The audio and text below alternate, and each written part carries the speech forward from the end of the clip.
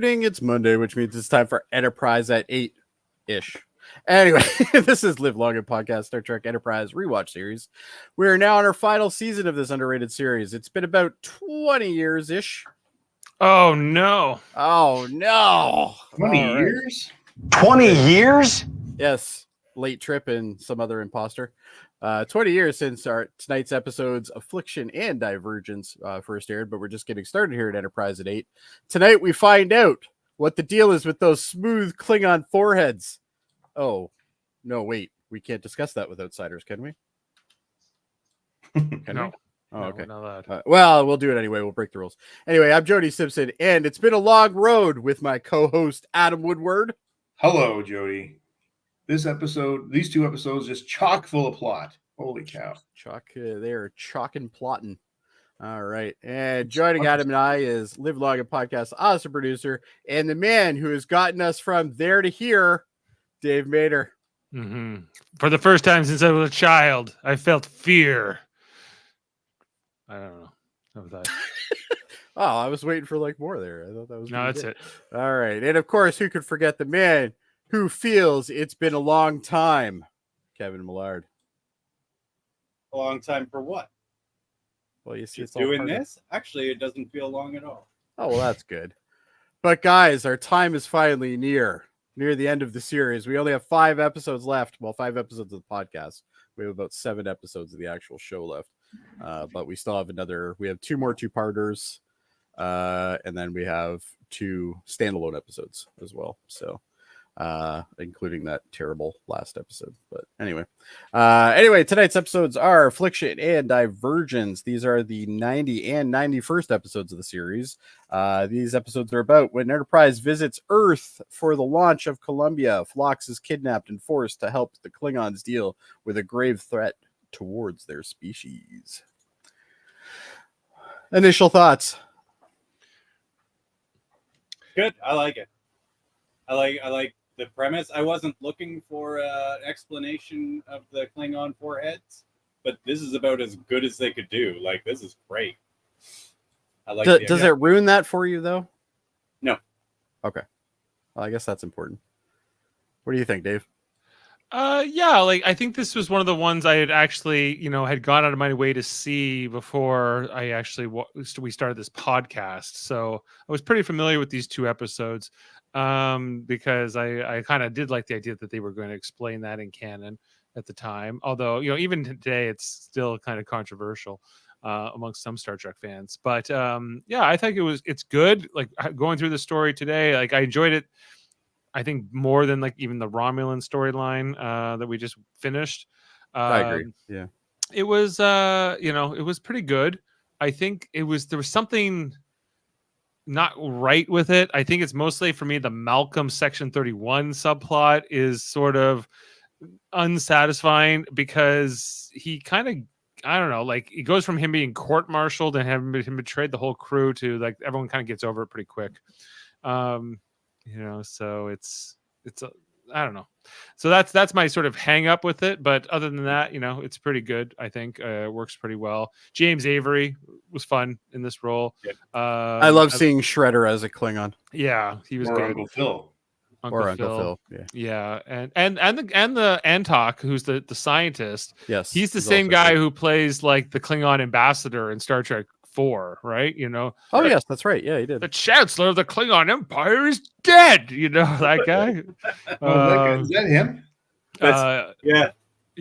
Oh yeah. I like that. Yeah, here he is. I think that, Dave. I think that's The your Chancellor of the High character. Council is dead. We demand the extradition of Kirk. We demand justice. Yeah. The result. I love of an his voice, too. He always says that. attack, while he traveled to see you under a flag of truce truce on a mission of peace. He's probably the only person in Star Trek history that can drag out a line longer than Shatner. Like he's just he drags it out, but it's so good. John Schuck is that actor, and so he's got this connection to Nimoy. Like either it's like Nimoy's. No, I think it's his ex-wife married. His Nimoy. ex-wife married Nimoy. Yeah. Right. Okay. Yeah. So they have this Oh, really? whole connection as well. Susan Bay. Nimoy. Yeah, who I think just passed away herself, and she played an admiral on a Deep Space Nine episode once too. So she's in the Trek world as well herself. Yeah, but Totally off of topic, but the girl who's in what is it? Not the one who ends up being like Riker's kind of Shelby. I didn't realize that, but she's actually the daughter of Dennehy. yeah, Brian Dennehy. Brian Dennehy. Yeah, I Brian didn't know Dennehy's that. daughter. It only occurred to me like the other day. Like I was like, it's just one of those things that had never occurred to me. But I love Brian Dennehy movies. yeah, me too. Okay. FX. there's that joke in the South Park movie where like, you know, they're talking about Brian Botano, and then like Brian Dennehy shows up. They're like, someone else for Brian Dennehy, and they're like, no, and they're like, get the F out of here. Get the hell out of here. Yeah. Brian Dennehy trying to beat Brian Botano. Yeah. Well, what would Brian Botano do? Dude, Let's be honest.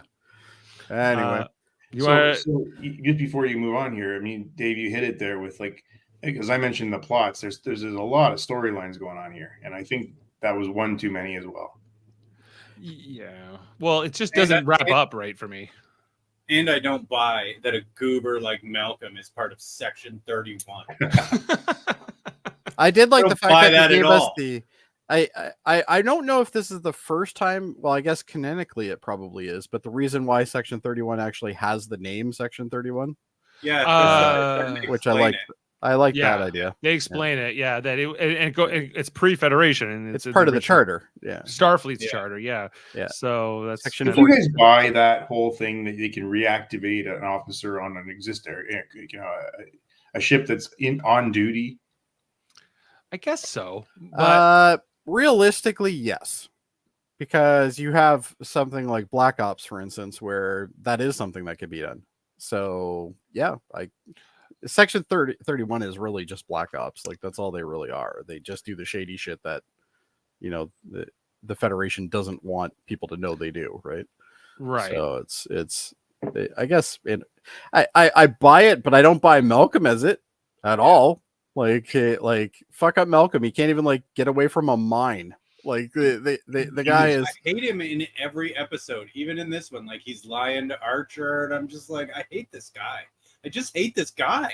Well, and the thing that pisses me off is I really like the actual actor. Like the actor, like when I see him in like the Shuttle Pod show and stuff like that, he is a very intelligent man. He's like, it's clearly a case of he worked with what he had. Like Character. they just didn't write the character well, and I think that really shows. But it's the only downbeat on these two episodes, really. yeah, if they well, and I agree with Adam. I think if we took the Section 31 thing completely out, I think we still had plenty of stuff to deal with in these two episodes. Like I thought it was we didn't need it. okay. My issue with it was that Reed doesn't face really any consequences for what he does, you know, from either Archer or from Section 31. So it's kind of like, you know, he's like, well, I was under orders, Captain. You know, Archer should send him away in a shuttlecraft back to Earth and be like, exactly, I can't trust you. Get the fuck out of here. Exactly. Yeah. Like I thought he deserved a court-martial by the end. You know, at least, you know, even if he had like come to his senses and then sacrificed himself, even in that scene where him and Trip he has to save Trip on the cable and whatever, and they have to warp. I have a problem with that, and I'm gonna discuss that when we get to it, I guess. But... I think they were trying to do like one of those episodes, like with Riker's old captain or Brian's old captain and the loyalty, and they were trying to do that, but they just didn't do it well again. It didn't come off as he wanted to be loyal to him at all. Like you don't feel it at all. There's no reason to, because what's the guy, the Section 31 guy? His name is like Harrison or something. Harrison, yeah. He's just like, he doesn't seem like Reed likes him at all. And Harris, pardon me, Harris. That's it, yeah. And he doesn't seem like he's like saying he has orders, but then like if he refused Harris's orders, what would have happened to him? It doesn't seem like anything. Well, so presumably the same thing that happened to him at the end of the episode. Nothing. Right. Yeah. So the whole thing kind of is sour. I don't feel like he has any kind of he has a lot of conversations with Archer, but not with any of the rest of them. You know, I just think it's there's a lot of left unsatisfying with that plot line. I think it could have been good, and it's not. It doesn't work. I think because I think if they made it good though, they would have had to do a 3-parter. Like it was so packed to begin with. Like there wasn't a lot to move there. And all the scenes with like Phlox with the Klingons, I thought were great. Yeah. Like I think Phlox, going off of the Klingons, and obviously Avery Brooks being in there is fantastic. It's just the minute you hear his voice, you're like, well, we know who that is, right? Yeah. So, Shredder. The battle scenes were great too. The way the Klingon ships looked were great. Like everything was good. Sure. Yeah. There's a lot here. Let's go through the episodes, and like there's a lot of positive stuff here. Sure. Yeah. So yeah. So okay, starting off in the Klingon, the story starts off in the Klingon ship. Or no, I guess this is the research facility on the Kuvat colony. We see a Targ grabbing a piece of meat. Even though it was crappy animation, I like the fact that they added that. Yeah, it was fine. I will say, I because I like the fonts. Star Trek nails this every time. With the subtitle? Time. Yeah, the subtitles in Star Trek are perfect. They always use very clean sans serif and stuff like that. They're big and they're clear. They're perfect every time. Good job on the fonts. Minor thing. I never thought I would hear that out of Kevin, but all right. So we see that even the colors they pick make sense. I mean, like sometimes you yellow on a dark thing. Perfect. Yeah. Right. So we get our introduction to the James Avery as a Klingon in this scene where they're doing an experimentation on it's seemingly a prisoner, injecting him with things, and his death sentence being commuted. I think being mentioned. We see them hooking him up to this green IV. And there's a bit of ominous thing here. Trying to make a Klingon glow stick. We just see James Avery, who is still pretty recognizable as Yeah, when you look at him, you're like, before he even speaks, you're like, yeah, he looks familiar. And then it's like once he speaks, it's like, okay, we know who this is for sure. Right. And we see that this Klingon, as he's going through this, his ridges start dissolving seemingly, and that's the teaser for the story. Not a bad teaser. Not a bad teaser. We've seen worse, I think. Especially the show. Yeah.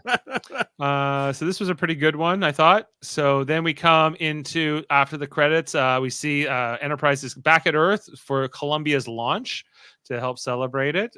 See both ships, and as we saw in the last episode, Trip is getting ready to transfer over to that ship, looking out on it as we get our title card for this episode, Affliction.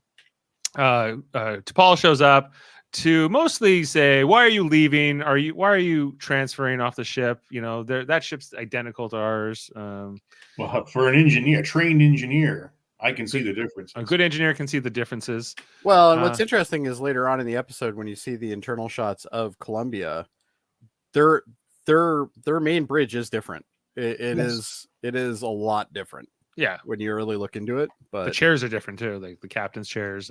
Chairs are different, but it's got these like kind of like pulsating pipe things behind her, and those are stuff just like distracting. Those would be very distracting, man.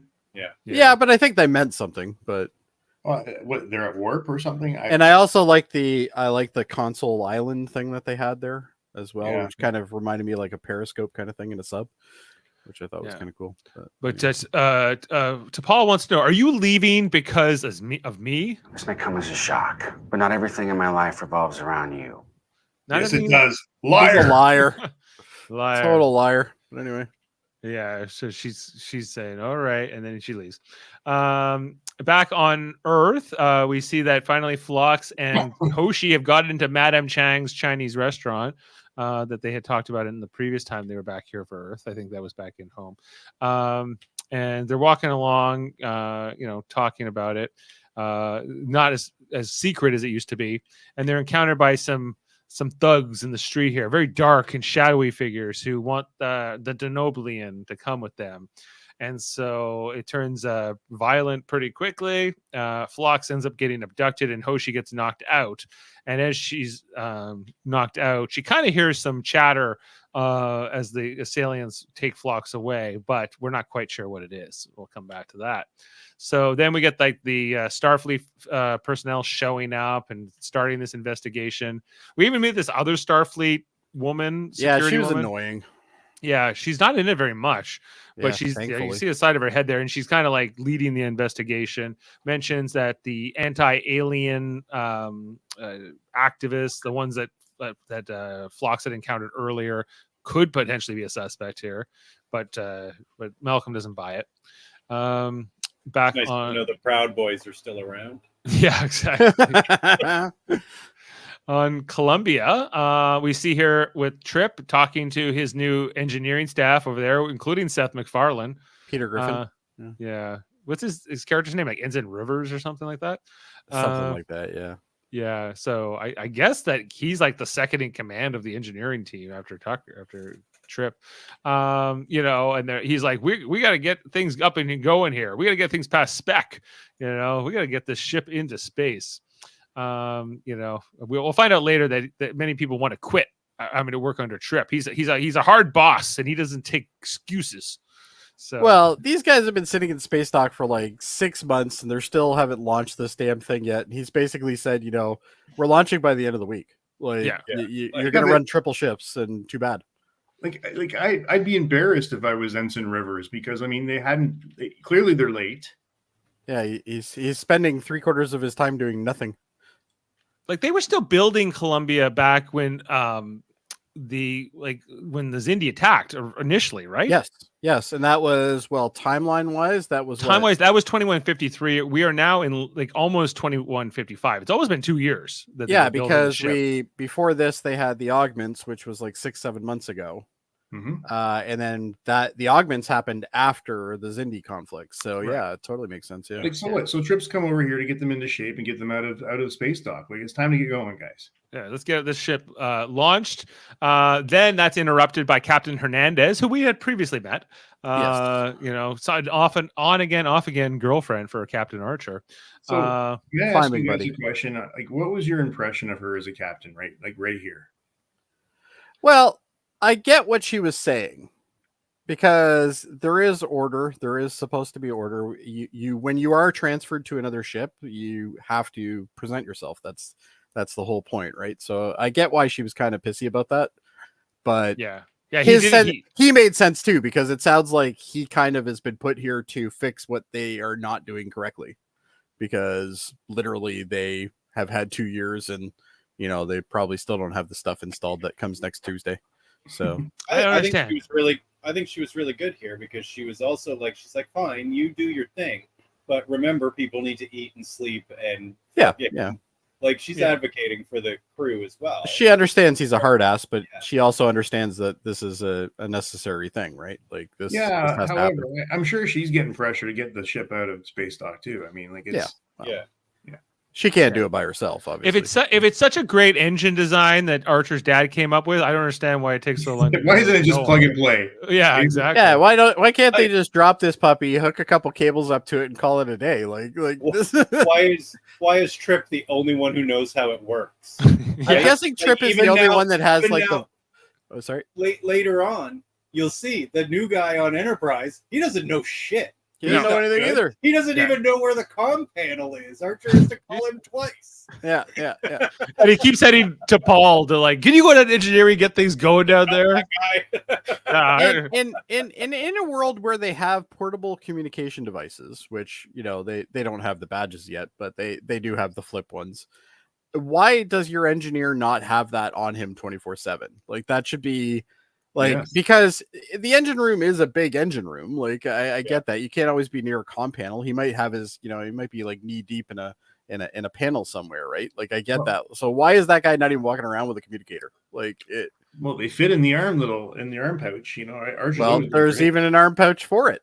Yep. Exactly. Yeah. So That's how, and that's what she brings up. She's like, "So hey, you might want to stop by the quartermaster and get a Columbia patch. It's a different patch that goes on your you're arm, serving on a different ship now. Makes perfect based sense. on where And he goes, "Oh, okay. This will come sort of up later when he's it's supposed to be in a Columbia spacesuit, but it clearly has the Enterprise patch on it. He doesn't ever get it, I don't think, by the looks of it. No. So maybe he brought his own suit with him, I guess. But anyway, so back on Enterprise, we see here Archer and T'Pol have a discussion that, Hoshi doesn't remember anything. And so basically this is where Archer convinces T'Pol to do a mind meld to try to figure if they can get out into Hoshi's memory to figure out what happened. Well, and at this point, we've always heard that like mind melds are a really dangerous thing. So, like, is it really worth risking Hoshi for this one little point, which they could eventually probably figure it out? 2 episodes ago where they were like banned. Yeah, they were banned. Or not 2 episodes, 2 seasons ago. And Archer's like, I had that guy in me for like 4 days. I can walk you through it. I can walk you. I can walk you through it. I'm gonna write a book. I'm gonna change the world. It's gonna be. I had the Surak Katra. I know about my melds. Don't worry, I got you. Yeah, exactly. They were banned, but remember, Vulcan has gone through an enlightenment in like the last couple months. Like it's pretty new, so it's still, I don't know, a big ask, and he kind of knows that. Anyway, for sure, because it is dangerous, and T'Pol is uncomfortable with it. Right, but they got to try to find Phlox. They don't know where he is. So we see here that Reed back on Enterprise is trying to figure out what happened with the people who took Phlox. He's finding that there's no data available in the satellite uplinks, and as he's looking at this, then all of a sudden it's kind of interrupted by Harris, the Section 31 guy who wears the leather suit just like Sloane did. They love their leather over at and he kind of he says to Malcolm, like, meet me. He puts an address on here, like, meet me on North Maple in San Francisco. Even the zip code is included. I'm really glad that he put Earth there, though. Yeah, USA Earth. Yeah. So meet me here. So we see that Reed's unsettled by this. We go back to the mind meld where T'Pol is trying to. Which for a dangerous procedure went pretty sweet. Well, it didn't work at all right away. She couldn't quite make a connection. We even see that Linda Park's face is quite red. Well, she got smacked. Yeah, smacked down on the ground. Oh, okay. I thought it was but it looks like it's from the fingers. It does look like it's from the fingers because that's where she's putting it. But no, that was where she got hit earlier when they were attacked. Yeah. Hey, so just if you don't mind me throwing some fun facts as long as we go here. Sure. But Harris, who was played by Eric Pierpoint, he actually read for the role of Riker on Next Gen, as well as lead roles on Deep Space Nine and Voyager. Yeah, and he's he ended up on Enterprise in one episode. He always plays like a soldier or like a general or like some kind of like guy like this who's in charge. So, I bet you he read for Chakotay. He's even got the same frame. Like he's. Yeah. So in the whole mind meld sequence here, starting at Madame Chang's Mandarin Cafe, we we see T'Pol walking with them. Sort of. I thought this was really well done. How they did this meld. Yeah. She experienced it along with them. It's kind of like that Tuvok Janeway episode where she's in his mind. Yeah. Yeah.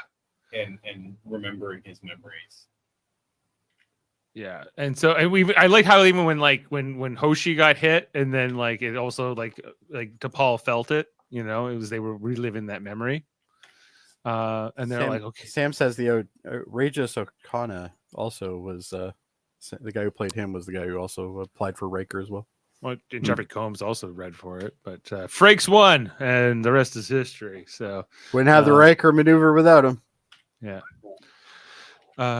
Yeah, so she's like, oh, I did hear that. I did hear what that guy said, and it's Rigelian. So they figure out that these were Rigelians, and then they realize that a Rigelian freighter left around the time that Phlox disappeared, but it didn't. Its flight plan didn't match where it was headed. So Archer goes to talk to Admiral Gardner, and then we get the meeting here between Malcolm and the Section 31. Hold on here. You have a flight plan that you put in, but it doesn't match anything that makes sense. Don't you think somebody else would have noticed this before the guys on Enterprise? Like, shouldn't somebody be flagging this? Isn't there like some sort of like dock master on Earth who kind of like knows? Well, all these we things? also found out here that Section 31 is kind of helping the Klingons do this. So, Yes, they are. Yeah. So they are covering the track. So I think that So maybe they stepped the in, ability yeah. of the Regellians to do this is kind of because I think they kind of wrote this into the story that Section 31 kind of helped make this happen. Oh, maybe they use that. But yeah. what their motivations are don't make a lot of sense to me, other than we want a stable Klingon empire. Why? What do you care if the empire is stable or not? So like, there's some questions there for me. Who is Jeffrey? Who is Jeffrey Combs? Oh, Sam. Come on, Sam. Shran. He'll make a whole fleet of murder drones. What was his name on DS9? Wayoon. Here, Or Brunt, or that other guy. Yeah. There's 3 characters on Deep Space. Wayoon was really his main character, though. Interesting, yet somewhat petty. Yeah, and then I miss Wayoon. I will produce a whole fleet of murder drones.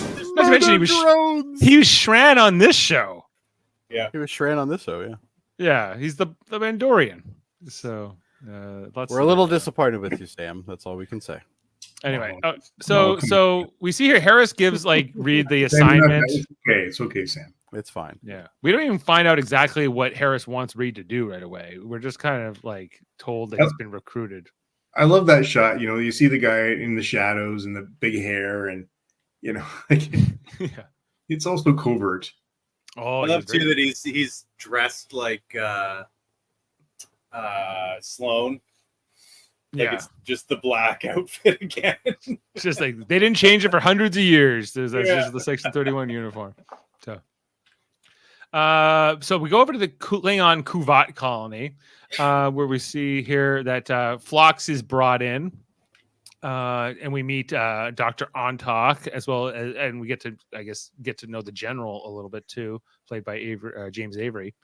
Not Avery Brooks. That's right. I said Avery Brooks earlier. It's not Avery Brooks. It's James Avery. James Avery. Yeah. Two different people. And John Schuck plays the doctor, who I think is really strong in his performance. I agree. And he says that he had met Phlox before. He had been disguised as some other kind of an alien at this conference. Well, because Klingons weren't invited. Yeah. Klingons weren't invited, so I thought that was a fun little thing they threw in. And then I do like that James Avery is clearly the soldier and the authoritarian of this group. Yeah. Whereas I think this is the first time they mention the caste system too, and the different castes in. It's true. It's not the first time, because if you remember, there was that that time that Archer got sent to Rura Penthe, and he had that lawyer that was played by J.G. Hertzler. Oh yes, and they talked about the warrior caste and all that stuff. Oh, okay. But I think this is the first episode where you actually see a medical division, almost where they have we don't see a lot of doctors in Klingon.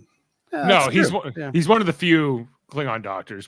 It's just one thing that they never really flesh out in any of the other shows, because we only focus on the Klingon warriors. Oh, we totally need an ER version of Klingons. That would be amazing.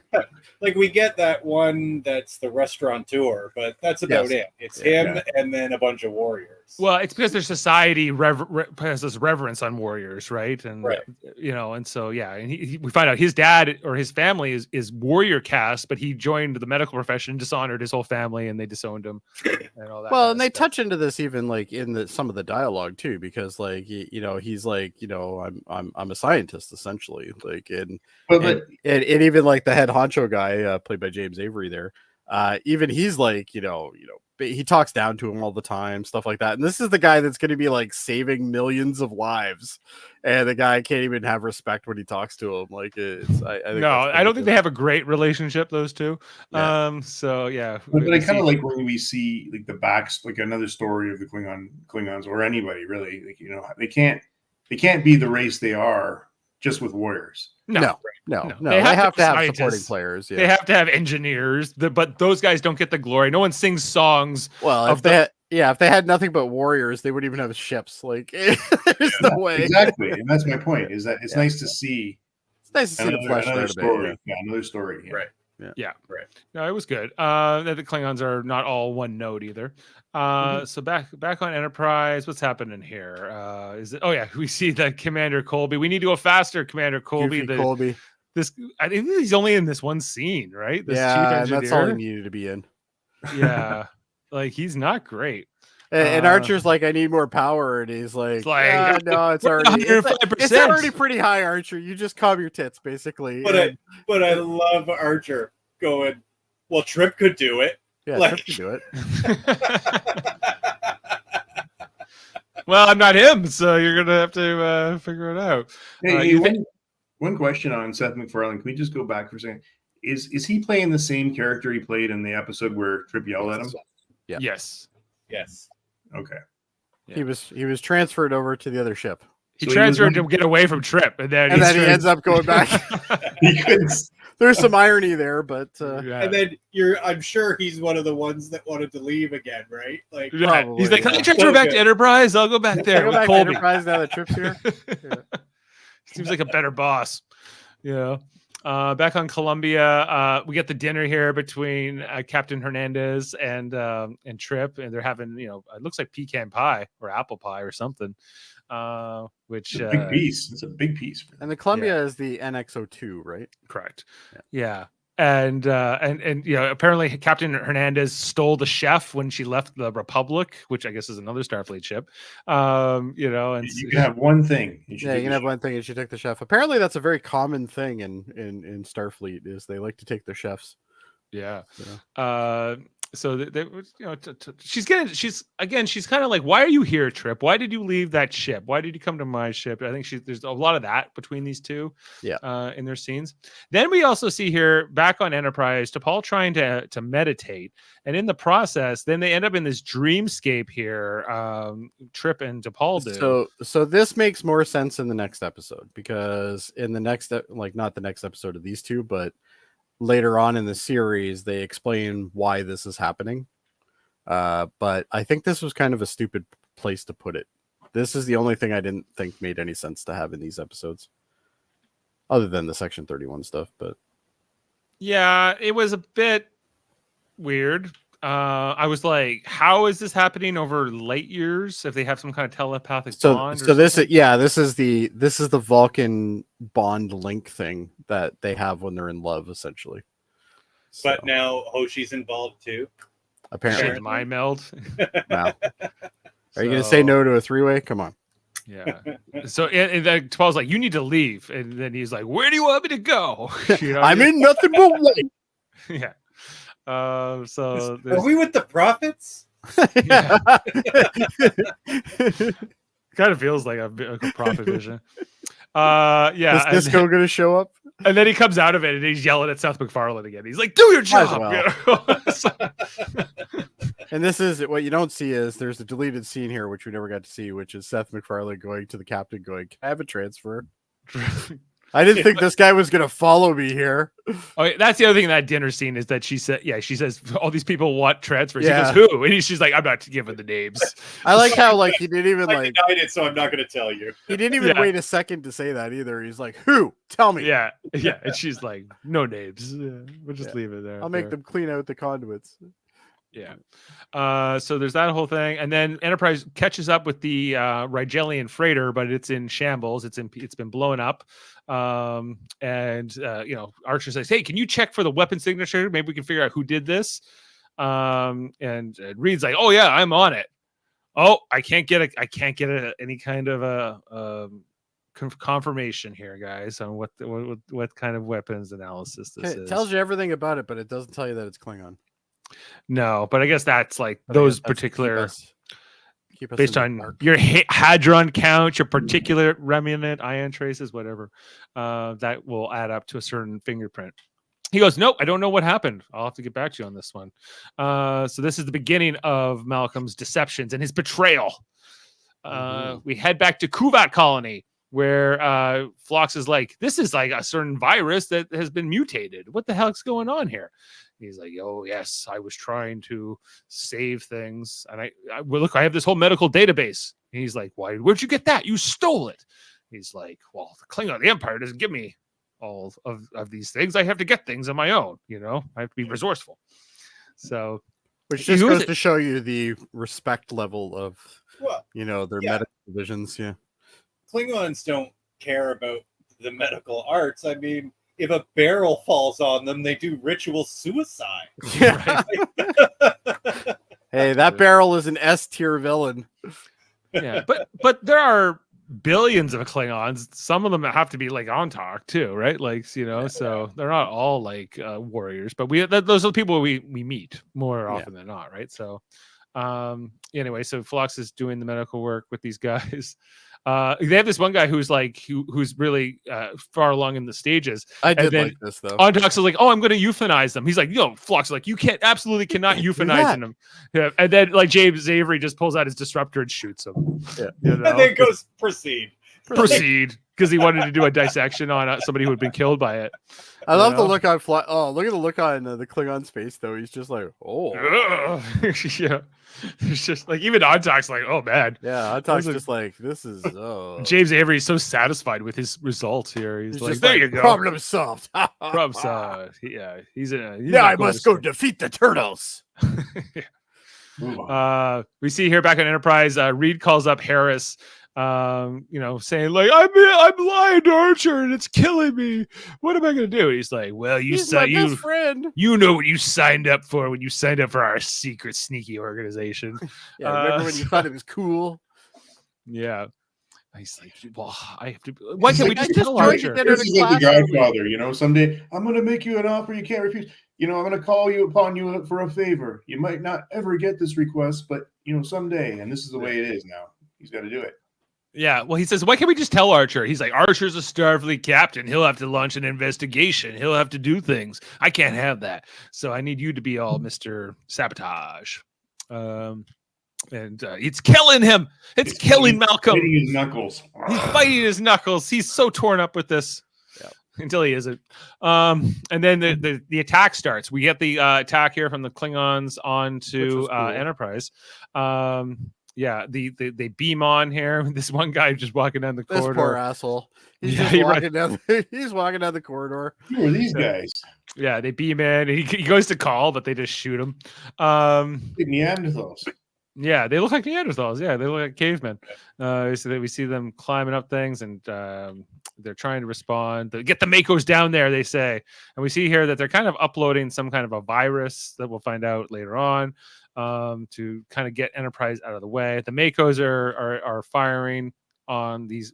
We'll find out are Klingons, but they don't. Why are the Makos so useless now? Well, what exactly, Kevin? Like, where do they station themselves? Like, wouldn't you station yourselves near the important stuff? Yeah, like the bridge, the computer core. That would be the logic. But now they've just become cannon fodder. Like they just get shot now. They don't. They're not good. Yeah, I am surprised they haven't changed their uniforms to red. I thought it was interesting that the Klingons, they say target where we are, right? So they do. The Klingons target that particular section, and we see it blasts the Makos. I think they kill 3 Makos in the process here, but it seems like it could easily get you killed too, because you're asking them to fire on you. And yeah, that's going on. We see kind of the virus taking over here on the screens. Then they try to transport back. This Mako runs into them, but he gets shot too. I think he dies. I don't know. Maybe did that other guy die? Matter. I don't think Klingons use stun. But yeah, they don't have a stun setting. But eventually, the one guy who seemed to be the leader of these Klingons, he gets captured in the process, and then the Klingons get away. We get to, since Phlox isn't there, we actually see that turns out they have at least one other doctor. They do have a doctor that isn't Phlox. She's not allowed to talk, but she can't say anything, and all she does is wake people up. Right. But she's War Commander Pips and stuff, so I guess she's there too. And he says, "I have nothing to say to you, human," which Hoshi translates. She may just be temporary. I mean, they were at Earth when he. She might be on loan, just because. Although I think a ship like this would want at least 2 doctors. I would imagine, But well, the complement when they left was what? Without weapons. So. They had 88 when they left, right? Yeah, I think 85 or 88 people. So Yeah. you would probably want at least 2 doctors for that. Yeah. I think so, just for Especially redundancy Star stakes. Trek's, So they history. scan him and they're like, "This guy's Klingon. Yeah, he's scanning as a Klingon. Well, how can that be? He doesn't look like a Klingon. He looks like Aquaman. How could he be a Klingon?" right. So that the mystery builds up here. Then they're back on the bridge. They're kind of going over the weapon signature and the whole situation. Talk about who had attacked. I think that is this where Malcolm lies again, or Yes. he said, he kind of covers up things up and get one of his many looks. What a doofy look. Yeah. Then we see here that Phlox is doing more research. He says, "I think I've seen these base pairs before." Before we get to that, we see the Targ comes by. Yeah, because at this point we don't know they're augments. Oh yeah, Right. I did laugh at Phlox being like, "Is it okay to have a zoo in here?" He's like, you have all kinds of animals. He's like, I don't let them run around.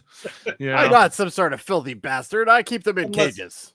Unless, of course, it's a bat that's flying around. So, but this pet Targ of Ontox, he says he's had since he was a kid. So Targs live longer than They live a Klingons. long time. I Yeah. guess. Yeah. Yeah. So Dave, this episode features the first named Targ in Star Trek. Yeah. Oh, really? Oh yeah, Sharp. because he had a name. Yeah. Well, back in that Next Generation episode where like it appears, I think it's in like the Q or something, or maybe it's the Traveler one in the first season of Next Gen, where we see a Targ for the first time and Worf Oh, that's describes right. it Yeah. as a Klingon kitty cat. To Yeah, it's Tasha like, Yar. we have them as pets. We have them as pets, but we also eat their hearts as delicacy. So it's all over the place. And Phlox is like, I have seen these base pairs before. This is the augment. This is human augment DNA. And they start, he starts grilling the Ontok and What the hell's going on here, guys? what the hell is going on here? We will need some answers. Then we flip back over to Enterprise. We see her Hoshi and T'Pol are scanning a piece of the debris from the Rigelians. This is where they have the conversation where she's like, "Hey, I was having a dream last night, and then Trip showed up, and he was in this white void, and it was kind of romantic. That was weird. Does that come after Mind Melts or something? That like was really good. yeah. And just I like, like the face. I like her look is like, oh man. Yeah. yeah, He's like my this- guy. Yeah, this like I think Hoshi knew exactly what she was doing, but it Oh, yeah. was Yeah.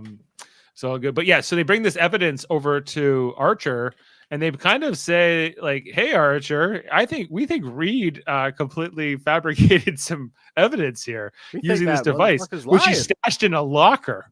He didn't even really cover his tracks very well, right? So this then leads to Archer confronting Malcolm about it, and saying like, the weapon. Are you I sure? love that look right there, Dave. Yeah, because he says, "Are you sure the weapon signature was Orion?" And he goes, "Yes, absolutely." When he knows it's Klingon, and he's just like, "Wrong answer, Malcolm." Like you could just see her. He goes, "Oh, I just didn't want to go down this path," but Yeah. here we are. And he's like, whatever. And he's like, "I know what you're getting at, sir." He's like, "You betrayed me." It's like it just like the demeanor changes here. He gets the Mako to put him in the brig. We Reed's kind of reaction. Yeah, You try know? not to get shot on your way there, Mako. Yeah. So sends him out there. There's a time jump here, and we go to the brig where Archer goes to talk to Reed again. Just about he's like, "I can't believe you. You betrayed everything that uniform stands for," he says to him. So I wonder if the brig is like like an IKEA type closet thing or something where they can convert it, because it's usually much bigger. So, Yeah. but these are like small little cells. So I wonder if they have like the ability to like They put have more up and dividers. stuff. They can make more cells. Yeah. Maybe. Or bigger cells if they need them. Yeah, so possibly. So anyway, so Malcolm's like, "I can't talk about it. I'm under orders." And so he sends the Mako away, but then Reed still won't talk about it. What you didn't see is the Mako got shot on his way out. Yeah. Right. Even Archer says, like, you talked about your dad being in the Royal Navy. How would he feel when you go to your court martial? He's like, "I wouldn't know, sir." I can't tell you. He knows how to get to Malcolm, right? Yeah. Yeah, he's just playing him at this point. Everybody's gonna hate you, Malcolm. Yeah. Everyone. Even more than they already do for trying to serve pineapple cake at your Yeah. birthday party. They're You gonna mad? love you in prison, little boy, pretty boy. Yeah. You're gonna be the mine for everyone. Yeah. And then The Romulan minefield. And then we're back here with Phlox. Is this where they're talking about the augment virus and what needs to be done? Yes. Yeah. And he's like, well, you need to help make more augments so we don't get killed by the Klingons who are coming to wipe out Fox this is plague. like, we just dealt with these guys. They suck. Yeah, and so he said he orders Phlox to do it, but Phlox refuses on ethical grounds, and then they kind of take Phlox away and presumably beat him. And Well, there's a line where they're like, "Why don't you go get Sung to do it?" And he's like, "Oh, he's under really heavy guard." Yeah, we couldn't get to him. Yeah, we tried. Yeah, we He's tried. under really He's heavy under guard. heavy guard. Yeah, back on. He said Columbia. Wait, it would have been better if they said, "Oh no," he says he's working on cybernetics now. Right. So we go to Columbia next, and Columbia has their official launch here with Trip down in engineering. We get to see the bridge here that have more of these like just panels and consoles sort of in the bridge. Well, area. it's obviously the same bridge. They just put different things in to make it look different. But yeah, I like some of the additions. I think they're all right. Yeah. So, And if you noticed in the background in that scene, people were actually using that little area, which was supposed to be like the ready room kind of thing. like situation room, yeah. Yeah, it's hard to see it in this area, but that back panel there was people working there. Oh. In one of the scenes, I thought that was I just impressive. don't People like working? I don't like the glowy tubes. Yeah. The well, we're glowy gonna tubes see- were distracting. Yeah, you can see it better there in that shot. Yeah, but like even just that railing that's sort of That's coming. annoying. but I like the railing though. Like, It reminds it's me of like a submarine. I like it's it. just kind of in the way there. But I'm not sure why the screen would be pointing towards us though. Like, who's going to be using that when all the Yeah. consoles are pointing one way? while you're looking at the captain. I don't know. Yeah, Or the yeah. so that Well, was a that's bit so when you're talking, the enemy can see all your plans. exactly. Perfect. Yeah. Yeah. That must have been designed by the Makos. So Columbia gets out, after a long road, getting from there to here. So good thing Trip was there to help them get their warp field going. Back on Enterprise, Malcolm is thrown. We have a see viewer question. Kevin, what are you eating? Australian licorice. It's delicious. Australian licorice. There you There go. you go. The Klingon guy gets thrown in with Malcolm in the brig, and so they become like kind of sellies, talking about the various things. But we also see Malcolm says to him like, "You and your people don't have to die." And we find out Malcolm knows more about what's going on than he's let on specifically.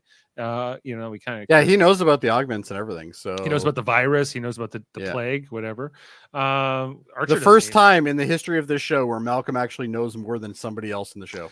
and he doesn't tell anybody because he's not allowed to. And then so we see that that Enterprise is going at warp. They go down, and then Archer's like, "Yeah, we can't seem to stop our engines. Our engines are not responding. We are, what did you do to our ship? You're going to do with all of us." And Malcolm's like, "You need your tactical officer right now. Don't leave me in here." Oh my god, so desperate, eh? So Yeah. thirsty for attention. Yeah. I know. I'm like, how is he ever? Imagine gonna if get with Malcolm had a you? TikTok account. Oh boy. Yeah. He's just Yeah. sad in the. Just Maybe suck it we're up. doing Like, the you're dancing he's on- making decisions here. Like he shouldn't be. He came to talk to the Klingon, not to Malcolm, Yeah, and so yeah. it's just whatever. And then we see here with Love me. yeah, Mm. Commander Colby sees like the Klingon thing, and he's like, "Hey, T'Pol, did you see that?" And she's like, "What? No." Be more specific. Be Well, more the- and the one thing we kind of glossed over is the guys, like, I guess put a virus in like the actual like Enterprise thing. So now they have a speed thing going on, like the movie Speed, where they have to stay up Yeah. a certain right. speed. Yeah, it was like, Or- yeah, the or bus, they're- the bus can't go slower than this. or Yeah, so whatever. right now they have to go like, and the funny thing is he starts off at warp 5. Yeah. I'm like, shouldn't you like maybe start at warp 4 and then work Oh, your way yeah. up? and That way Knox you is got a like, little bit more go to time. warp but- 5.2, and Yeah. Travis is like, "We can't do that. We can't hold that for very long." He's like, Well, "Just you do it." clearly can do it. He's got a fucking slider for it. He's got a slider for it. He presses the slider. It happened. Mind you, So- it could be like speedometers on cars, right? Like, yeah, sure, my car could do 240. pedal Okay. to the metal. And we see the nacelles are getting quite hot, Yes, and that is the cliffhanger we're left at the end of part 1 here. indeed, So then let's go right into part 2. absolutely. So Divergence. We see Archer goes blurry here in the corridor, but then he eventually finds Malcolm, and he's like, I talked to Trip. He thinks he can fix our situation, but he has to come on board. Only he can fix it, and he can't beam on while we're at warp. So Trip is the most valuable guy. Seth MacFarlane on the one ship, and then they got this idiot guy who doesn't even know how to use a communicator on this one. So yeah, they only need Trip. Yeah, apparently Trip is he's the most valuable crew member you Yes. could ever have, right? Absolutely. Like He's way the better. second most important man in Starfleet history. Yeah, after O'Brien. Yeah, O'Brien you gets know. number 1, I think. Right. So basically, Archer needs Malcolm's help here. He's like, hey, will you help me, save the ship and get Trip on board here and do some whatever? He's like, yes, sir. I told you needed me like 2 seconds ago in that scene where I was all thirsty. Remember when I was really clingy? Yeah. Right. He's like, yeah, okay. Well, I guess this is a chance for Reed to win back the trust or I would have something. loved like a little scene here where like all you see is Archer go, I swear to God, Malcolm, you say one more word, I'm gonna have a Mako shoot you. Yeah. Like that would have been great. I don't think he's winning back Archer at this point. No. He's just It's a necessity thing. But for why Archer does it? Why doesn't Archer do the thing with? Because he doesn't want to die. He's like, I'd rather Malcolm die than me. It doesn't seem like they needed Malcolm for this particular exercise. Well, I got a problem with this exercise, and we'll deal What with that. when we see it. what did Malcolm do? Like Nothing. grab his Held- hand he and pull held him the rope. aboard? Like, Yeah, pulled his hand. He said, "Hurry up."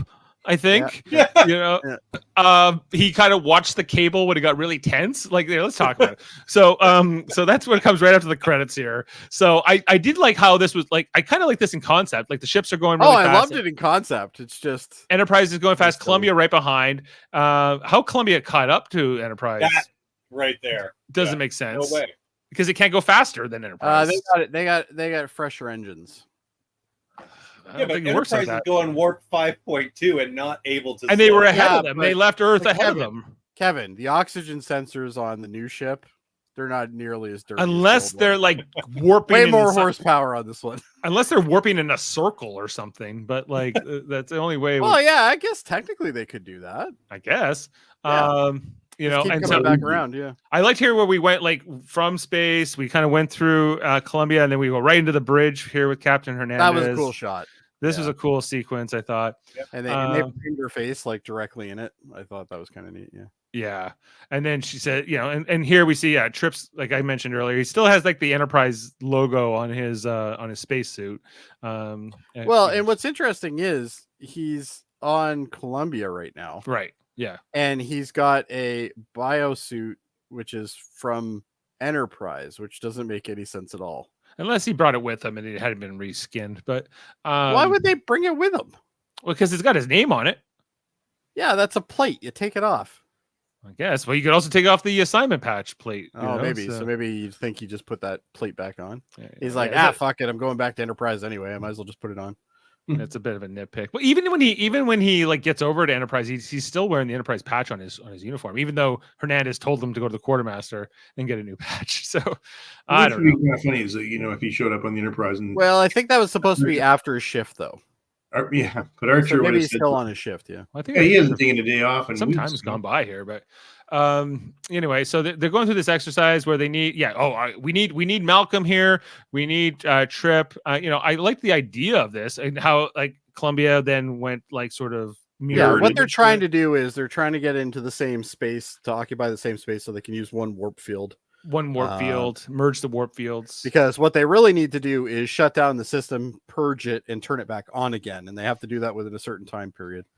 So that's basically the logic behind this. Yeah, that scene there is pretty cool. Very cool. I liked it. But I like you couldn't use the transporter at this stage when you're this close together. Yeah, the transporter barely works as it is. Okay, I'm not totally sure they could do it at warp 5.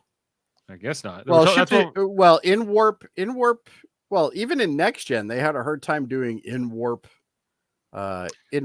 beaming. So, I guess that makes sense. I guess. Anyway, so Oh, look, it's Travis. yeah, he's there. Anyway, so then they shoot this tether thing, which is kind of like the grappler from one shuttle bay to the next, so that they can create like this It's like a portable grappler, yeah. yeah, this tether line. And Ironically, this isn't the problem I have something with. what is it? It's when so there's a point where Trip is actually in Enterprise. He's at the bottom of the shuttle bay, So at that point, close the fucking door. Right. Why do you need to worry about the fucking cable at this point? Well, because Close the cable, door. if you close the door, the cable is still attached. So you Yeah, have well, to... they can. Well, they're gonna have to detach it at some point. Anyway. Yeah, it was, but he wasn't that he just had to get inside the ship. He had to get to like this catwalk thing. So I don't know. Yeah, well, he's in the ship right now. All you have to do is close the damn door, at least enough that he can get in. Once he's in the ship, can't you beam him then? Yeah. I don't know. Like that would have made more sense too. Anyway, but I like how he's. But what would Malcolm do if he didn't have to reach out and grab him? All the more reason why you don't need Malcolm in the scene. I think they were like, okay, we've done complete character assassination to you here, Malcolm. We'll give you one harrowing trait. Yeah, so this will be your redemption. It's not enough. And then it's not back to the brig with you. Yeah, and then get your ass back in the brig. I like how Trip's like, but it's kind of like neat what he's doing, seeing the stars from here, and Captain Hernandez says, keep your eyes on. This is the consistency problem that I have, because go back to that frame. No, next one back. Okay, so at this point, you can see the stars on his visor, which means he's still outside, which doesn't make any goddamn sense because we already saw him in the damn shuttle bay. Well, he was in the Columbia shuttle bay, and he's moving up the tether line, right? To go. No, because we see Malcolm up higher with him. So he's already in the other. Well, at this stage, he's in the middle. Like, so here, I don't think he is. But anyway, at this stage, the cable's there, and he's right there. Like, okay, you're right. Yep. Okay. Yeah, he hasn't made it to another ship, but I was just like, this would be a hell of a ride. You're warping along, attached by like a little buckle to. Well, the idea of the warp bubble philosophy, though, is that there's nothing in the warp bubble that's actually happening. Like there's no air or anything that's moving or anything. So technically, this would be an easy thing to do, I guess. Realistically, it is. The ships moving would be a bigger problem. I think, like psychologically, this would just be a rough thing to go through. Oh, absolutely. Yeah. So some cool shots here. I like how the two ships working together. I think that was neat. Mm-hmm. And we see, Malcolm's just here to kind of grab him. I think is his only role here. We have T'Pol was kind of monitoring the situation down. Why do they need 6 levels of plasma? Oh, I'm not a warp engineer. So here's where Trip's almost in the shuttle bay for Enterprise, and once he's in the shuttle bay, they should have been able to just close the door, at least close the door enough that he could like jump off the. Just jump onto like the platform. Jump onto the platform or something. Yeah. But he doesn't. So there's more of like this tension. You got to hurry. You got to get to the top, up to that top of that catwalk. The warp fields start breaking down here, and Reed's there to basically catch him when we see that this tether thing will eventually give way and kind of come crashing down, and all this debris comes out of the bay and then kind of falls behind them into warp, right out of the warp fields, right? So then that's been cured. But then they have to get Trip to restart the engine on Enterprise, and then he goes, "Hey, what's up with the guards?" He's like, "Yeah, they're here to take me to the brig." It's a long story, So there's kind of that. Would have been better if Trip was like, "Makes sense," and then just walks away. That would have been funny. So like Archer later too, and Trip never gets an explanation. He never gets an explanation. No. Nobody tells Trip what's going on. It's a long story. Trip back in engineering. He's working with T'Pol. The other engineer guy, Colby, he's nowhere to be seen. No, he's still trying to figure out where the damn communicator is. So Columbia has to do the warp field for both ships for a few minutes here while they restart. Like they basically jump start the ship and the engine from cold. Yeah, this is the equivalent of throwing it in neutral and then having your friends push it. Like, right. Literally that. Yeah, kind of. Yeah, get it into gear and get it going. Yeah, it blows up, but eventually it works, and we see that their engines do come back online after a short time here, after just enough drama. Here it comes. Yeah, Trip does his thing, and then the lights come back on, and then the nacelles heat up again, and then so they get that going on. Now, of course, I thought Trip would go back to his ship. No. Like every time Archer's like, I'll hang out here for a while. Every time like Archer's able to ask Hernandez for him back, and he just gets him back, like every time. So she does say something later on in the episode where like, oh, you can't keep my chief engineer. Yeah, know? but you can actually if you just. It turns out you can. Yeah, It turns out you can as much as you can keep him as much as you want. It's not that hard. What you do is you put a tether in between two He's ships. like, and then I you got take an him. engineer for you, Hernandez. His name's Colby, and you're Yeah, gonna love he's him. fantastic.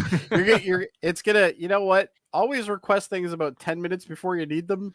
You'll Yeah. probably be fine. You'll be fine. Nobody's gonna ask to be transferred out of his department. And that We weird don't guy ask that any keeps more talking speed. like, yeah, and the guy that keeps talking with the Long Island accent. Yeah, just go ask him to do shit. Who's it? Who? Seth MacFarlane? He's Yeah. got a Boston accent. Well, New England, I guess. New England, So Yeah, guys, so you get into the practice of transferring a crewman between starship with a tethered line is based on the wet Navy practice of using a bosun's chair to transfer high-ranking officers from one ship to another through a line tied to the ship's mast.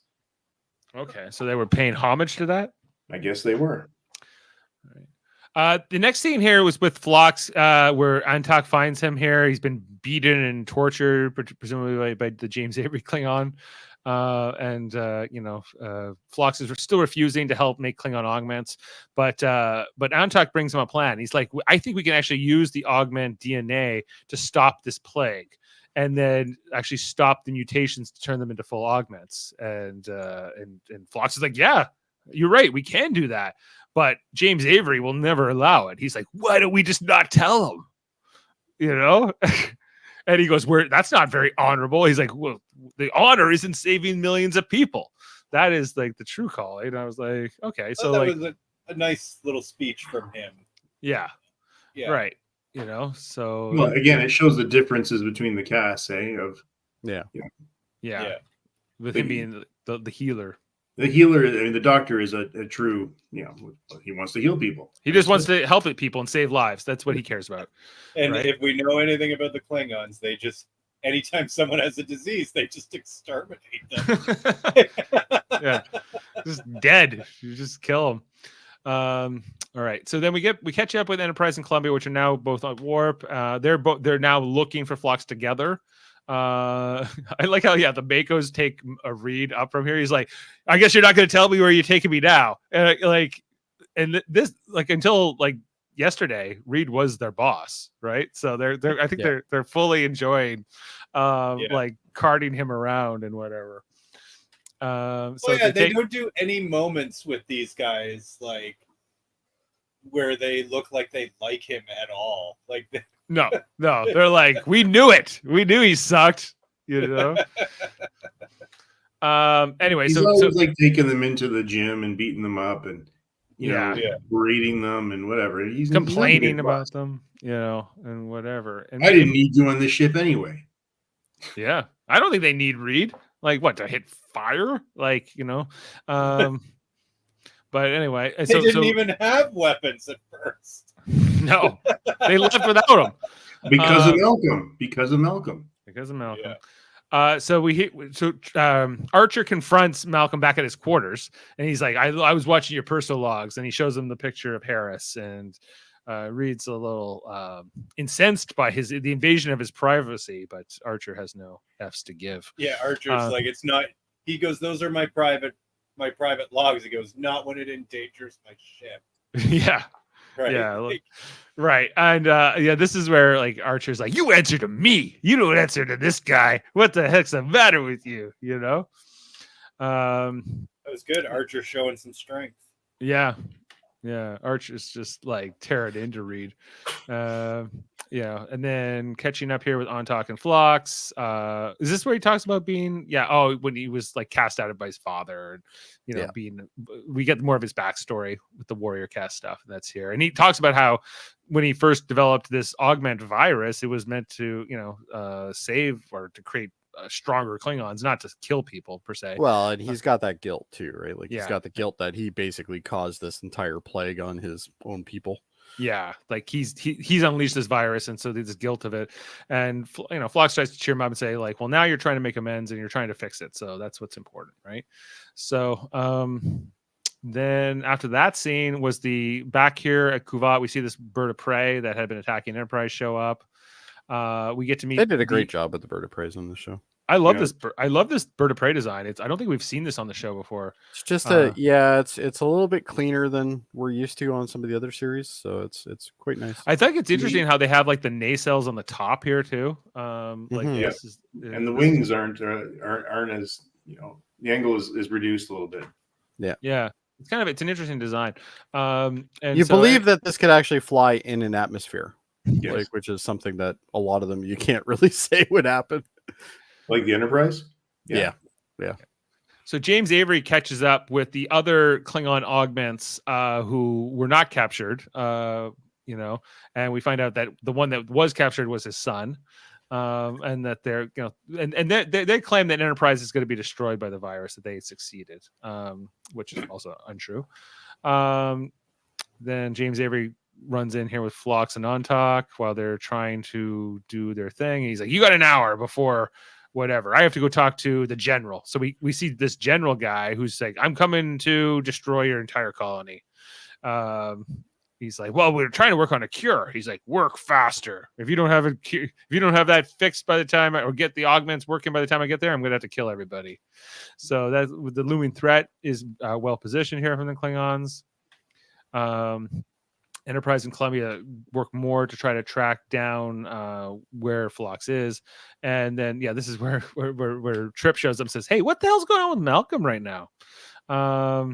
There's a scene right after here in the corridor between Trip and T'Pol where he's kind of, I guess he doesn't ever. She kind of asks him about like that white dreamscape thing they had, but indirectly. You know, have you had any kind of weird dreams lately? And he's like, you know what? I'm sleeping fine. Everything in my life revolves around you. And he kind of blows her off. He's like, well, I did have this kind of kinky dream with Hoshi. And yeah, she was there for some reason. Then James Avery comes back and talks to Phlox and Ontak. And we're working on the cure, but we're going to need at least an hour. He's like, you don't have it. Keep going here. Anyway, and then with turns Reed, out they still have Hungry Man.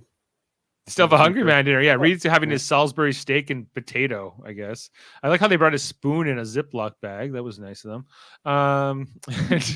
Yeah, but you know what? You know he's in the brig. No gravy. No gravy. Yeah, and that guy the Klingon throws it like, I can't eat this. It's already dead. No wonder you're weak. No wonder you're also weak. Yeah. Then they start debating. He's like, Sun Tzu, that the greatest victories are fought with any kind of conflict. He's like, Kalis said that no victory can be won without combat. They have that kind of conversation. This woman, the Klingon woman who's been affected by the augment virus, talks about how she felt she fear. looks familiar too. I'm wondering if they used her in a different episode for something else. No. Yeah. No. She was in I can't remember her name here. Give me a second, but she played in Quantum Leap with a lot of Bakula memories there. Yeah, she's a Quantum Leap alumni. Yeah. So a lot of those in the show. She talked about like how this virus has made her feel different, like feel more human, and not liking that. You know, it's like the feel like because Klingons normally don't feel that fear. When they're, hence why they're so fierce as warriors. And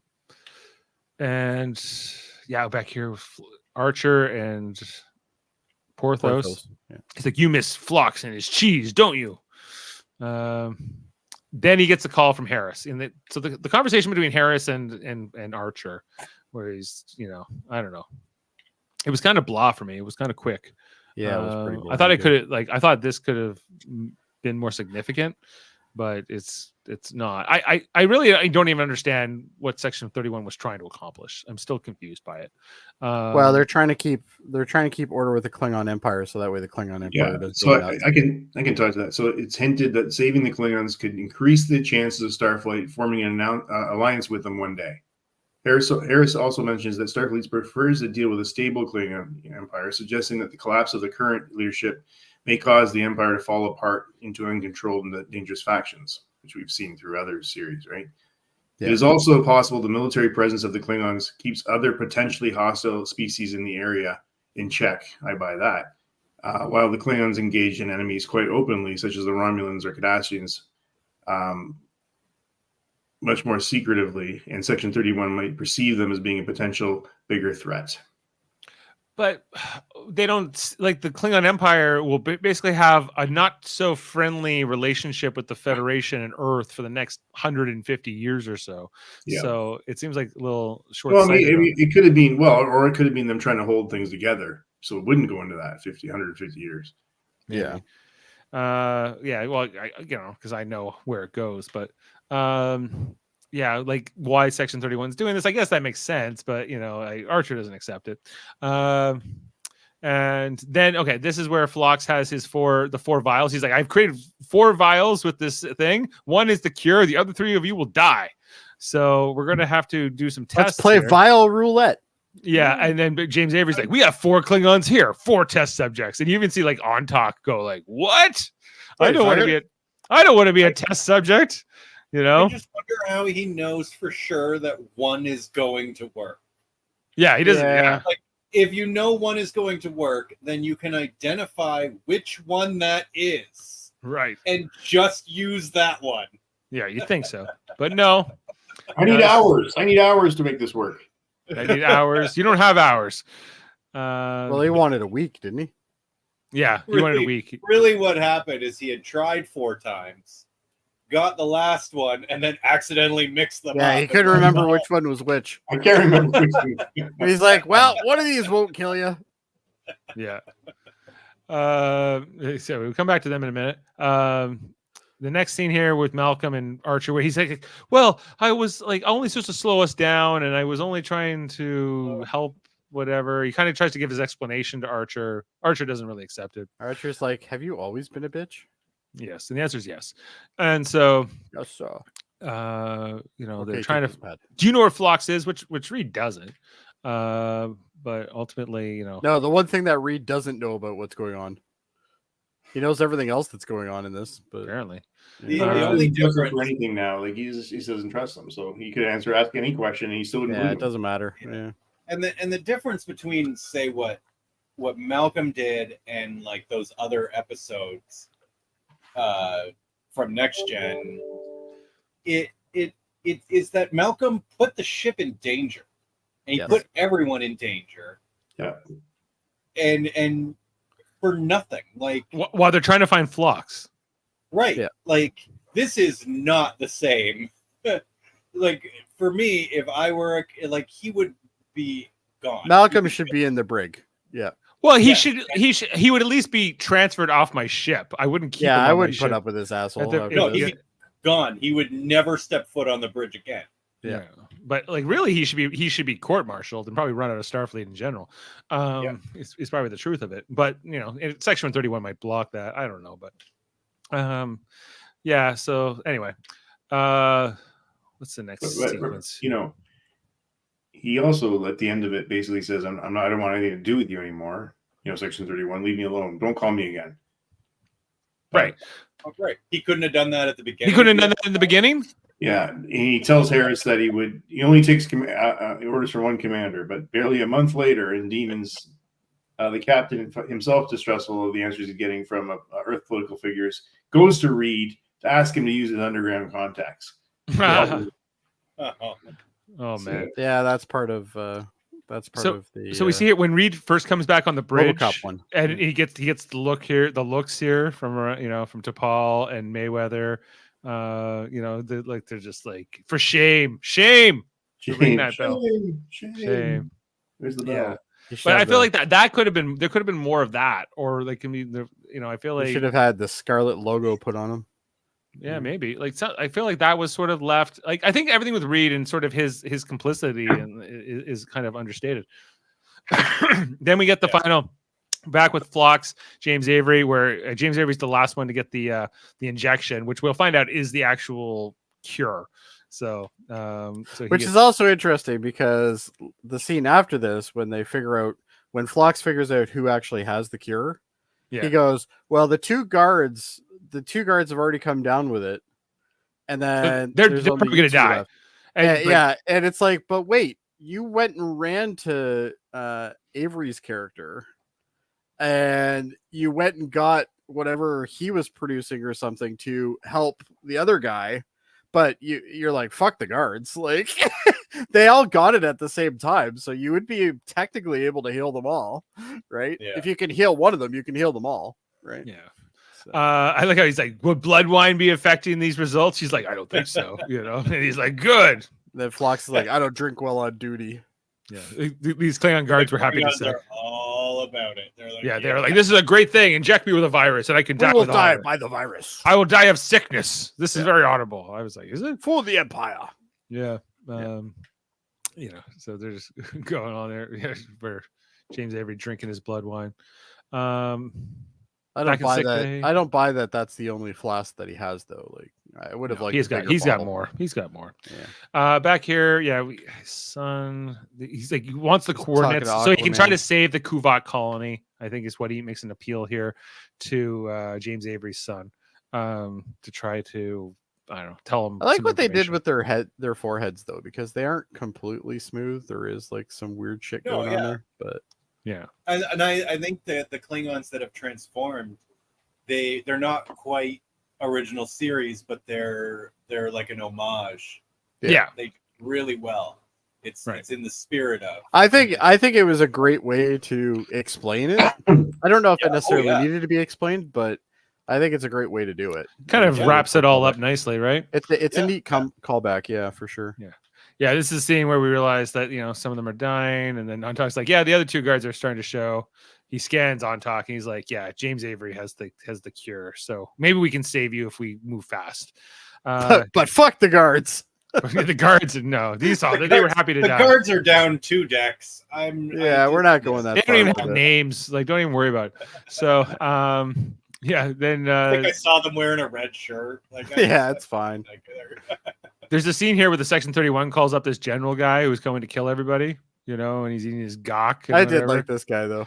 Yeah, and he's like, "Hey, I thought we had a deal. We have an arrangement." He's like, "Yeah, well, we're done." You believed me. You believed me, You like, stupid human. You stupid human. He's like, "Call off your ships." He's like, "I don't have that authority." He's like, "Then you suck. What good are you?" And then gives Archer then pops in here. He guns blazing. No Mako's with him. I thought was interesting. Just shows up here with the sun. They keep dying. Yeah. He's gone through his quota for the day. He's only allowed to kill 5 of them a day. Right. But Phlox is so close to the cure. He's like, "Captain, you have to give me a little bit more time here. We're so close hours from fixing this." Meanwhile, Klingons are coming to kill you, the general and all those guys, right? So they're trying to call up the ship. Yeah, and his signal's jammed, and he keeps going to his little communicator. Yeah, but his isn't working. The Klingon guy. At least he knows where his is. Better than that bloody engineer.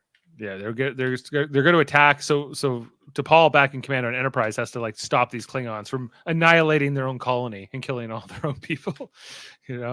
So this whole fight breaks out here. Oh, I love this scene though. This looks so cool. This is pretty good. I love how they're going top down. That's so neat. Yeah, it was good. I like how it was 5 ships get into this fight at one point. So it looked pretty good. I thought because Columbia doesn't show up right in the beginning of the fight. No, but they do. Behind, yeah, they were hanging back, I guess. I think this is where they kind of come in and kind of save Enterprise at one point, and then she's like, where Captain Hernandez actually be, she's she's just getting into it. Archer would be reserved, not getting the. Well, and Archer would be like, "Let's talk to them." Yeah, and Hernandez is like, "Just fire at them. Who cares?" Yeah, fire at will. She says, "We're already shit deep now. We might as well go." I like when I loved the word "fire at will" or the term, So Phlox can speed up his work if he has a human host to grow some antibodies in, and there's only one human present. Archer, I'm here. I'm here with Archer. My negative B blood. I did like the whole Jekyll and Hyde thing that he did while he was in the chair, though. I thought that was pretty cool. Yeah. So he's getting right there. The more fighting here in space. Oh, I love those ships. They look so good. That's looking good. Archer's in getting the injection. Then Phlox is like, "I'm going to inject you with this thing. It's going to really suck. Here we go." It's going to be very unpleasant. We're told. More space fights.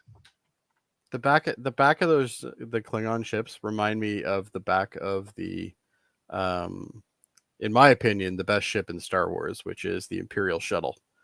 It just doesn't have that fin on the top, but Oh yeah. Oh my god! I love the Imperial shuttle. It is such a cool design. Paul's not sitting down. What? No, she's learning from Archer and how to like sort of micromanage. Well, with she has to. Yeah, Mayweather's somebody has to doing. micromanage Mayweather because he doesn't know what he's doing. Apparently. He doesn't even know how fast the ship can go. He's like, Right. no, we can't go that fast, but yet there's a setting for it right on his dash. Yeah, Archer's having a rough time here. He's biting his tongue. Yeah, get some. You would have thought they would have at least gave him something to chomp down on while he's going through this. He starts to transform. We see apparently I did like the little ridge, this though. virus works in reverse. It gives human Klingon ridges, and it takes ridges away from Klingons, I guess. And yeah, they're still trying to attack. Boom, more attacks. And as Archer's going through this rough transformation, and just then, so basically, Phlox creates the cure with Archer's blood. That comes up next, and then they create a little canister of the virus, and they just beam it over to the general ship. Yeah, this is like Romulan level shit going on here. Like, they're like, here, let's beam this virus over to you. Admiral Krellian called it out. This is cowardly. You know. Yeah. Good Phlox, maybe. You know. But it's getting my shit done. And so basically there's an ultimatum here, you know, and this general is really called on his hypocrisy, because if he was, you know, all about honor and following orders, he would want to die here now that he's infected, but of course he doesn't. Yeah. So Phlox dangles the cure and puts the ultimatum to them, and they're like, well, you can't destroy the colony, which they're able to convince the entire Klingon High Council to stop the cleansing. Yeah, that's probably the best shot I have of them. The ones in the back look even better. Yeah, they're a slightly different design, aren't they? Yeah. Man, those look cool. Yeah. And then we got, you know, of course, Columbia and Enterprise as well present, and then we get to see Ontak. He's lost his ridges.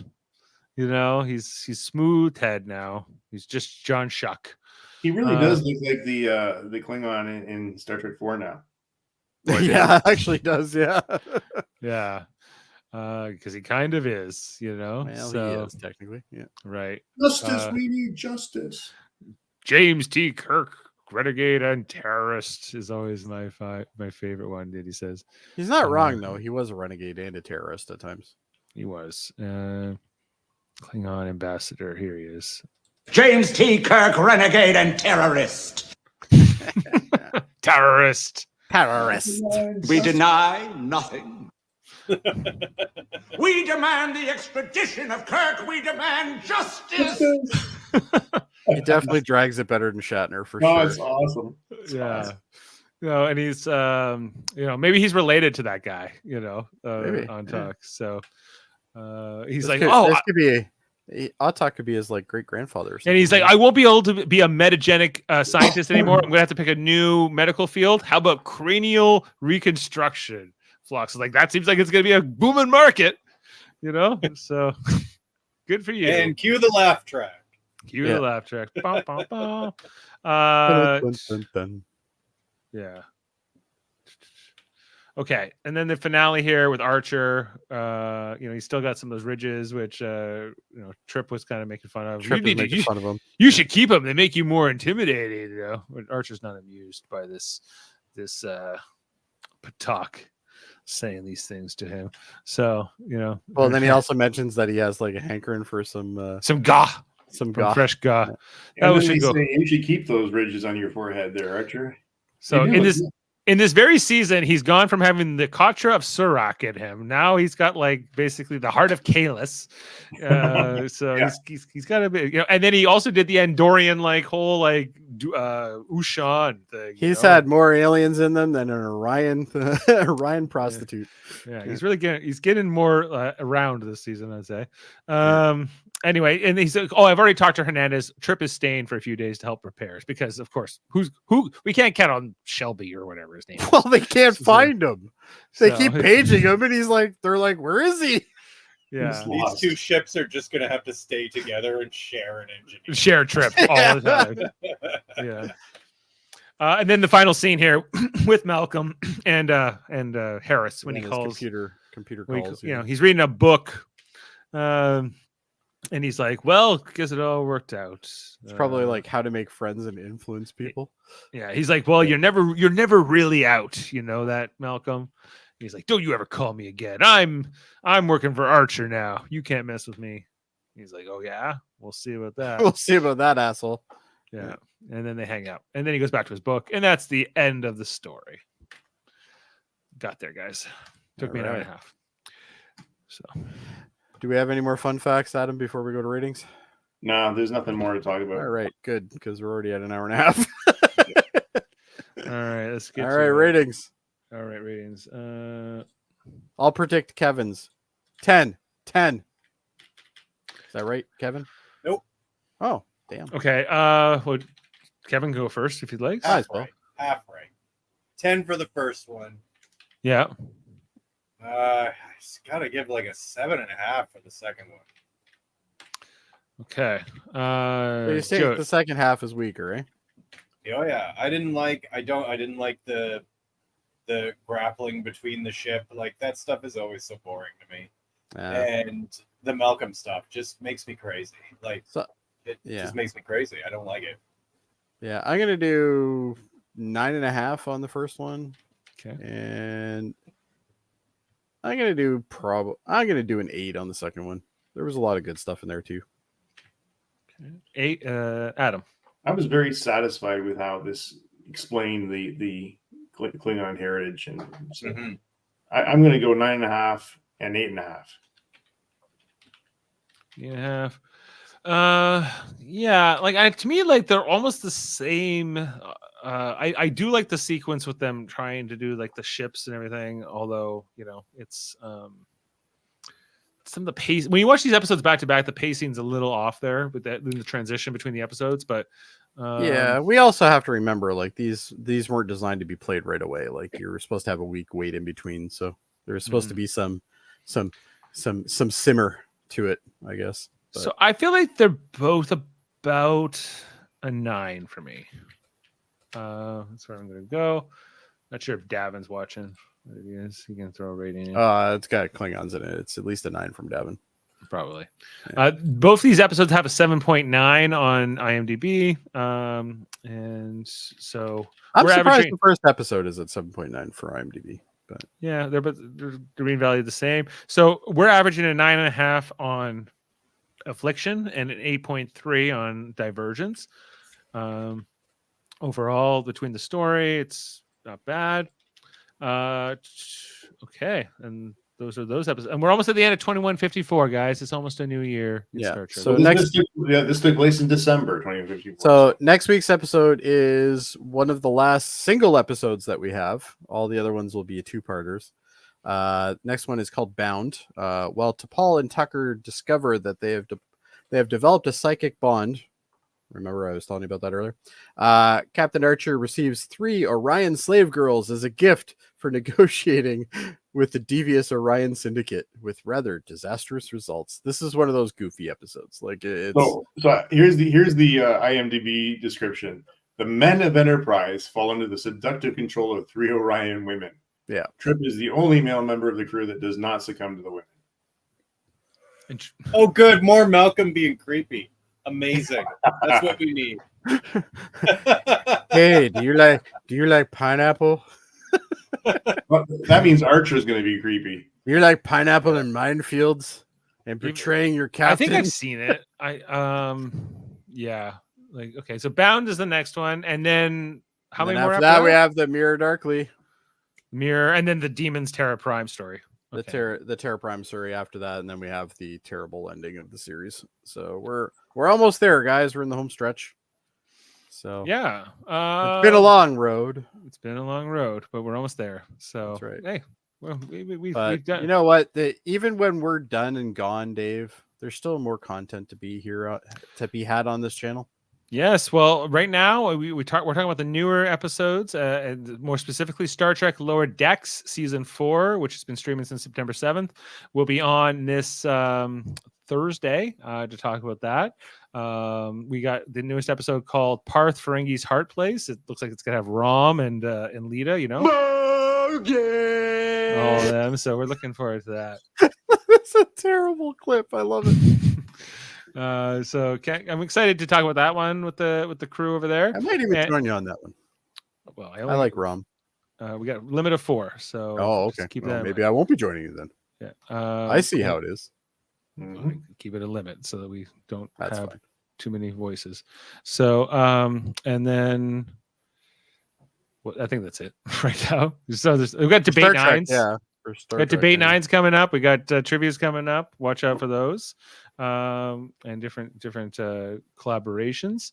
But it ain't all Star Trek, Dave. It's not all Star Trek. We talk about things that are not Star Trek in the United Federation of Podcasts. Things like Survivor. We do that over on our Super Maynard Brothers podcast every Wednesday. Now talking about that newest season, as well as Big Brother Canada. Right now it's Big Brother USA.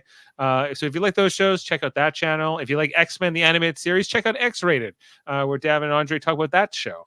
The Graphic Histories podcast with André Myette, where he interviews interesting people like me. I was just on that show. Quite the plug. Yeah. So you want to hear about that? There's Hold Up. That's about the movies. It was supposed to be this Wednesday. Apparently it's been delayed a week. So we're going till next Wednesday. I'm told.